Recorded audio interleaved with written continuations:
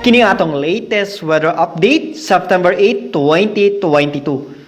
Ang bagyo na naa sa gawas ng atong Philippine Area of Responsibility nakasulod na kagabi. Ang Tropical Storm Inday naa na sa 1,215 kilometers silangan ng Central Luzon.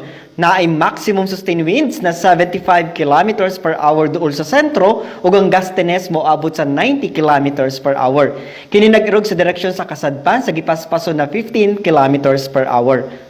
Samtang ubang bahin sa Visayas, Palawan kasamang Kalayaan Islands ug ang Occidental Mindoro makasinati ng panagsama panganuron ngadto na sa madag-umo na kalangitan ug naay mga patak-patak na mga pag-uwan ug kini mga localized na mga pagpanugdog og kilat. Padayon ta mag-monitor sa mag-i-issue ng mga thunderstorm o rainfall advisories kasama na ang color-coded na heavy rainfall warnings. Para sa atong mga dugang detalye, bisitaha atong mga official social media accounts. Kini si Jomar Eclarino, gikan diri sa DOST Pag-asa Mactan. Maayong adlaw og keep safe everyone.